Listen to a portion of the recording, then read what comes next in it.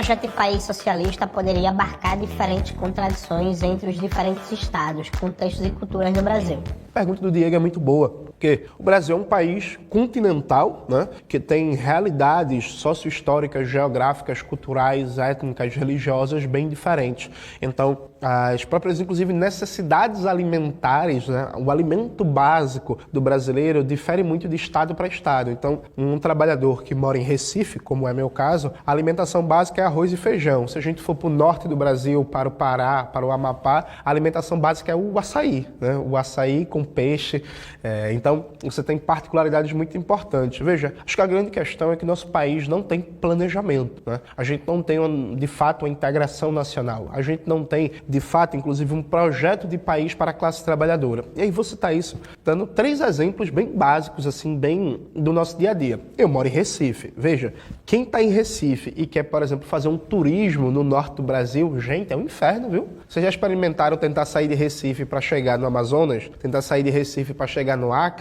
Você leva 14, 15, 16 horas, porque não tem voo direto, é uma escala do fim do mundo. Pega um voo de Recife, vai para São Paulo, depois vai para Brasília, depois desce, e aí para chegar no norte do Brasil, você leva mais tempo saindo de Recife para o Amazonas do que, por exemplo, saindo de Recife e indo para Espanha ou para Lisboa, por aí vai. Então a gente não tem integração nacional, a gente não tem um estímulo ao turismo interno. O Brasil é um país tão rico, tão diverso, com tantas belezas, um dos principais vetores econômicos do nosso país poderia e deveria ser o turismo interno e latino-americano, mas isso é impossível. Somos um país com a infraestrutura centrada em que se chama de carrocracia, né?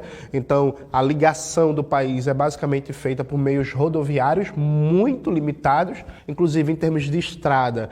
Você tem estradas mais ou menos viáveis até Belém, do Pará. De Belém em diante, o resto do norte do Brasil, a integração rodoviária é ridícula, assim, é patética. Então, nosso país não tem integração regional, nosso país não tem um plano nacional de segurança alimentar que preserve, inclusive, os hábitos característicos de cada região e que estimule a circulação desses hábitos. Então, o Brasil é o maior produtor do mundo de açaí, por exemplo. Assim como no Nordeste brasileiro, a macaxeira, eu acho que aqui em São Paulo vocês chamam de mandioca, aipim, alguma coisa assim, mas a gente chama de macaxeira, que é o nome certo, né? Então no Nordeste é a macaxeira, base fundamental do nosso alimento. A gente não tem, por exemplo, uma política nacional de segurança alimentar que estimule a circulação e o consumo desses alimentos típicos de cada região. Porque repare, o Brasil ele não produz 100% do trigo que consome. Então cada vez que se abre uma hamburgueria, por exemplo, isso demanda a maior importação de trigo. Para importar trigo, a gente paga em dólar, né? Importando inclusive trigo dos Estados Unidos, da Argentina e por aí vai. Já se a gente tivesse uma base alimentar mais centrada em coisas que a gente produz, como a macaxeira, como o açaí, isso geraria uma riqueza que circularia no Brasil sem passar pelo circuito do dólar e sem enviar riquezas para fora. Esse tipo de integração de uma política de segurança alimentar nacional, pensando na diversidade do Brasil, não está colocado hoje.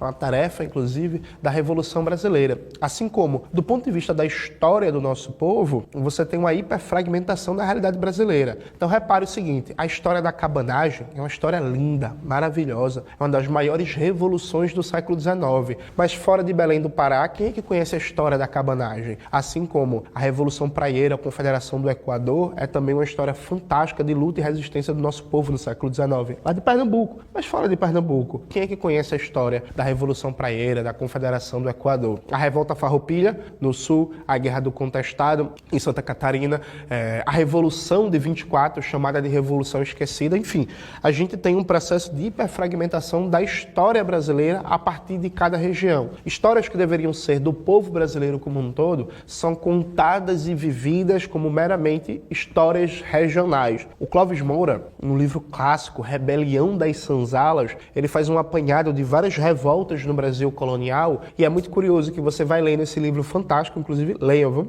Vale muito a pena, e você percebe como essa história nacional de todo o povo brasileiro acabou sendo incorporado enquanto histórias meramente regionais. E a gente precisa dar um sentido nacional para toda a história brasileira e, mais uma vez, é uma tarefa da nossa Revolução Brasileira que vai socializar a cultura, que vai criar uma potente e ampla indústria cultural nacional em que a gente vai ter capacidade de produzir cinema, de produzir arte, animação, são museus, música, falando da história do Brasil, da realidade brasileira, da construção histórica do nosso povo trabalhador. Jones, você acha que algum dia o comunismo pode ser implantado no